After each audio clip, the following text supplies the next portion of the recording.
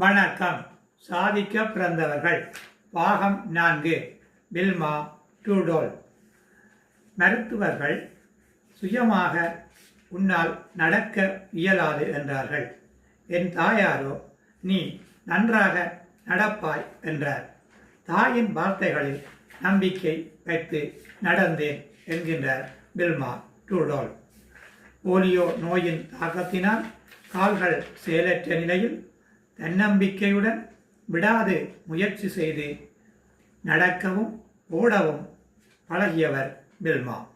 இவர் சர்வதேச ஒலிம்பிக் போட்டியில் பங்கு பெற்று 3 தங்கப் பதக்கங்களினை பெற்று மாபெரும் வீராங்கனையாகவும் ஒரு சாதனை பெண்ணாகவும் திகழ்கின்றார்.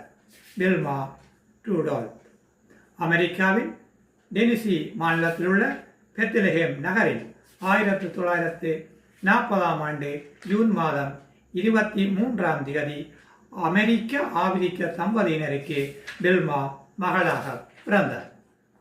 இவருக்கு 4 வயதாக இருந்த பொழுது போலியோ நோய் தாக்கியது. அத்துடன் செங்கன்மாரியும் இரட்டித்த நிமோனியாவும் தாக்கியது. இவர் உயிர் பிழைப்பதே கடினம் என்ற நிலையில் மருத்துவர்களின் அதிதீவிர முயற்சியினால் இவர் காப்பாற்றப்பட்டார். எனினும் இந்நோய் பாதிப்புகளினால் இவருடைய கால் செயலிழந்தது. அதிலும் இடது கால் மோசமாக பாதிக்கப்பட்டது. இதனால் அவரது இடது காலுக்கு இரும்பினால் செய்யப்பட்ட ஒரு தாங்கு கருவியினை மருத்துவர்கள் பொருத்தி விட்டனர். அந்த கருவியுடன் நடப்பது வில்மாவுக்கு மிகுந்த சிரமத்தை ஏற்படுத்தியது. எனவே அவர் வீட்டில் பெற்றோர்கள் இல்லாத நேரத்தில் அந்த தாங்கு கருவியினை கழற்றி வைத்துவிட்டு மிக கடின முயற்சி எடுத்து நடக்க பயிற்சி செய்வார். இவர் 7 வயதில் பாடசாலையில் சேர்க்கப்பட்டார். இவரது மனதில் இவரிடம் உள்ள அந்த குறை தாக்கத்தை செலுத்தி கொண்டிருந்தது. இதனை உணர்ந்த ஆசிரியர்கள் இவருக்கு அறிவுரை கூறி தன்னம்பிக்கையினை ஏற்படுத்தினர்.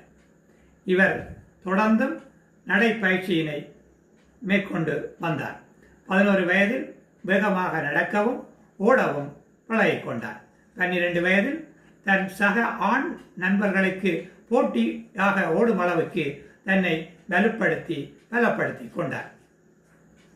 இவர் பாடசாலை கூடைப்பந்தாட்ட அணியிலும் பங்கு பெற்றி விளையாடினார்.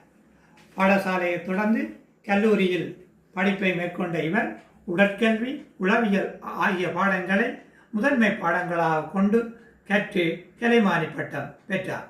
பாடசாலை காலத்திலும் கல்லூரி காலத்திலும் ஓட்டப் போட்டிகளில்